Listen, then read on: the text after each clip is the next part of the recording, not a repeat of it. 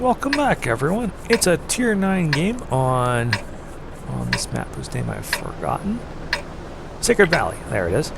And no, that's not me driving this AMX 30 you see in front of me. This is my buddy Magpi.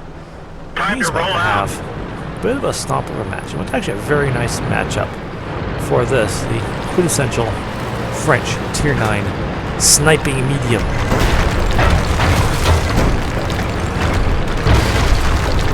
So it's actually a nice matchup. He's got, there's only 2 Tier 9 tanks on each team. It's him and WZ11114 on his team, and the other team has a Centurion 71 and a T-54E1. There's a whole slew of Tier 8 and 7 tanks beneath them, and a few Tier 6 light tanks. But he's going to come up here and show what this tank is really for. It's all about long-range sniping with this very nice, very hard-hitting gun that this French tank gets. Now, the unfortunate side of it is that his team has not exactly gone into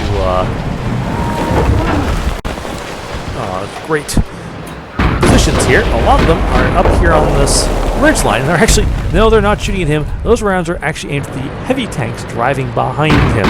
They just happen to be landing near Magpi's position. He's just waiting patiently for something to show itself where he can get a shot at it. It ends up taking a while.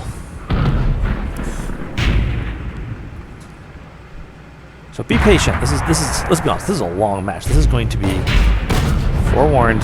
This is a nearly 14-minute match.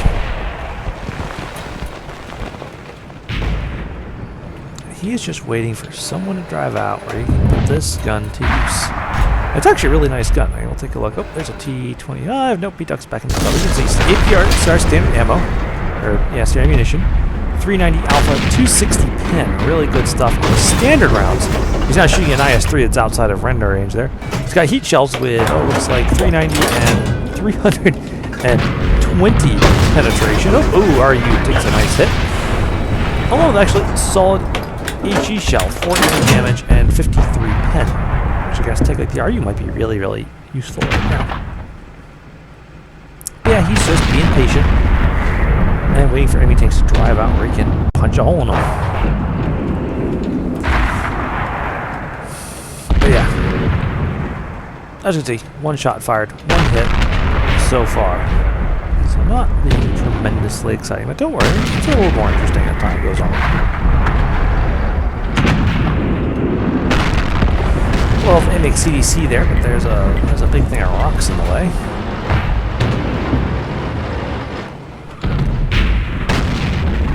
Anytime on this gun, you can see it's a little on the long side, but not too bad.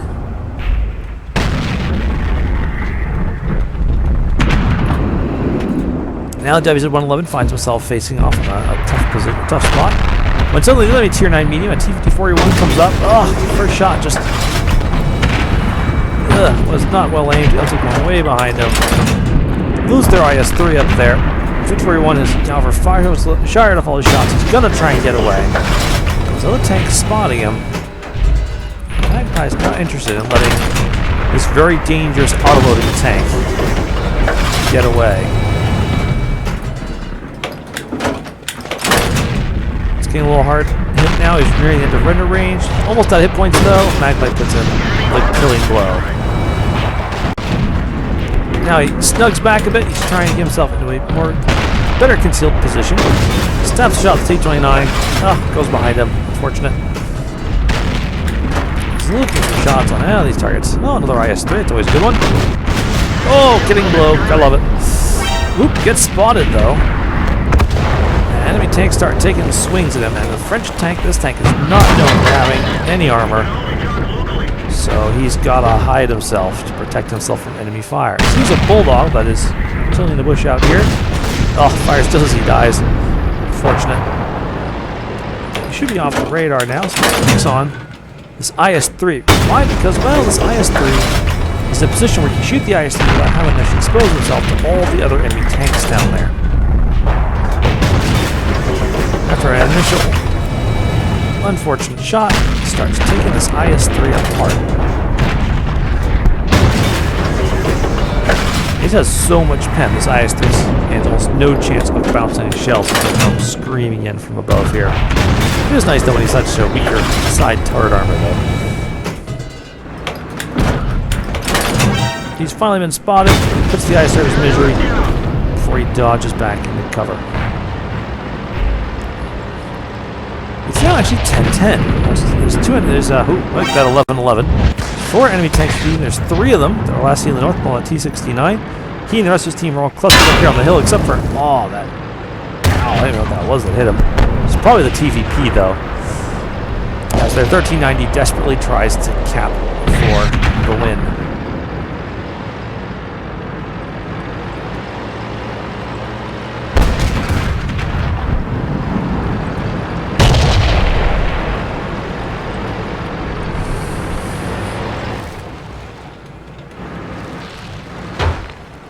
There he is, comes out, he says, hey, T-20 was right out there. Of course, just as he pulls the trigger, T-20 pops up somewhere else.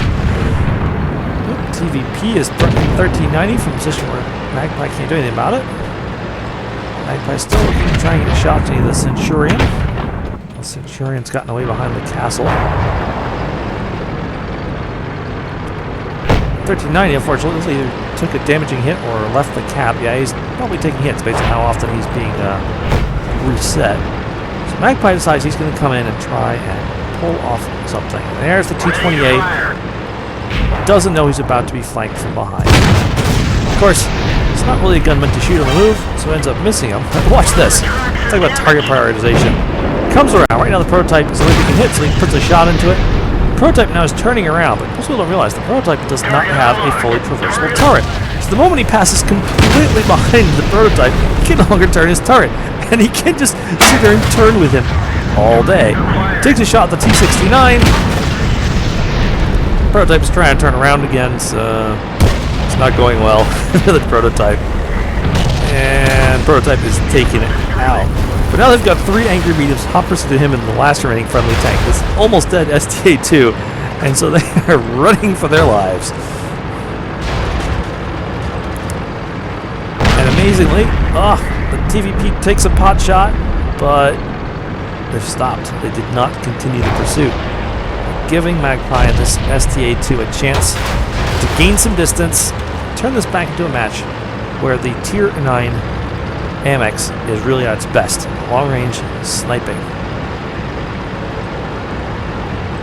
And it's actually kind of a neat look-off here. The TVP and the T-69 are two auto-loading, brawling close-range tanks. Centurion's a little better at range. He's really much more of a mid-range, ridge-line brawler. I'm saying that 3 times fast. Jeez. So Magpi waits till he's pulled out of concealment, sees the TVP is in full pursuit of the STA, pulls off a ridiculous shot to burn it back down to a 2-on-2. But it's still not a very good 2-on-2 because both enemy tanks have more health. Well, let's see, I think one of them has about the same health as Magpi, the other one actually has more, and his STA-2 buddy has only 92 hit points. So the other team definitely still has the hit point advantage, and one of them is still a T-69, which means that in theory, if we get close enough, it can actually kill Magpi before he reloads more than once. So Centurion is moving around looking like he's feeling quite aggressive. And he also has enough hit points and high enough DPM that he can win a brawl with Magpi. Never mind what he'll do to fortunate STA-2 if he catches him. Magpi just not interested in getting stuck in a close-range battle, so he is going to back off. He needs to catch these guys at range, and preferably from ambush, so he can start equalizing out the hit point difference. The STA-2 should be doing much the same thing. His gun isn't quite as good for it as the AMX 30s, but he's got to, he can't afford to be spotted before he gets some damage in. Now Magpi is looking to see, maybe the T-69 is still chilling somewhere back here, and maybe. I think he's really going to do here is ambush people. But the STA, he's just going to run around and hope the 69 is not waiting for him. When the STA doesn't die, they know the C-69 has moved on.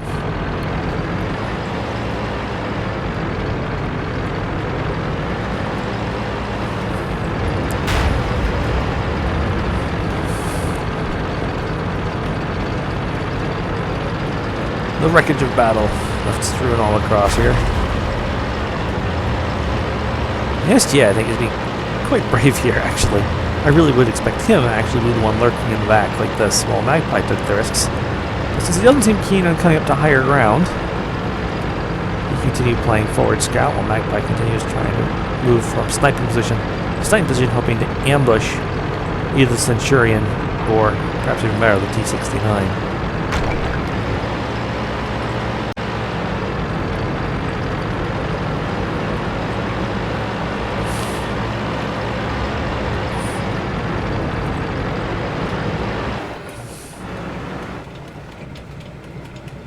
So now in one of the best all-around sniping positions on the map here, even if it is a little devoid of hard cover to duck into, Magpi is patiently looking around, hoping to get the first spot on the enemy tanks. And he's probably suspecting at this point, as I would be, that the enemy team has been chasing them around the map, and they might actually be coming in from the west at this point. But as long as this STA-2 keeps moving, he's got to keep him covered, make it so that if he suddenly blows up, he can hopefully get some damage in before he has to fight with the surviving enemy tanks.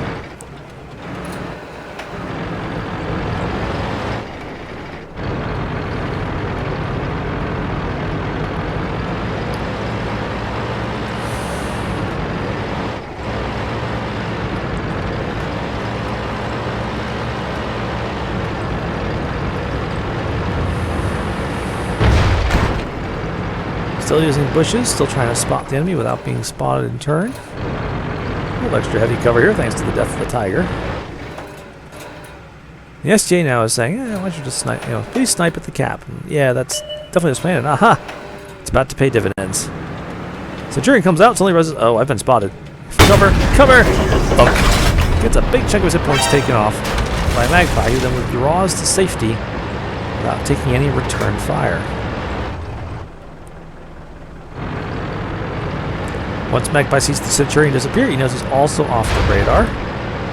He's able to move just a short distance to another sniping position. The STA spots the Centurion.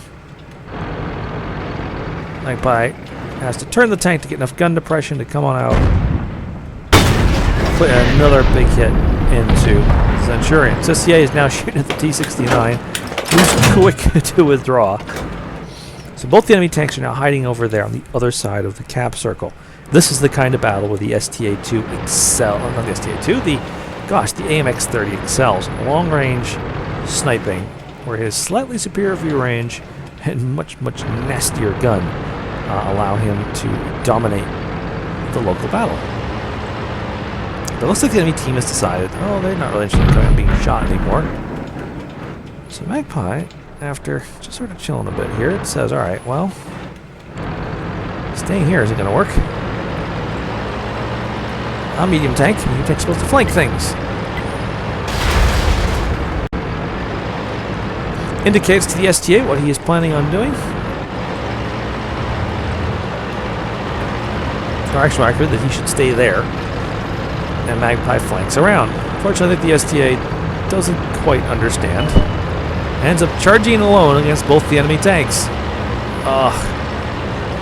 Good news is that it's very awkward, and I'm pretty sure they're thinking, that AMX is up there, we don't really want to expose ourselves to him. Not realize that Magpi is now on the move. Magpi spots the Centurion. Puts him out of his misery.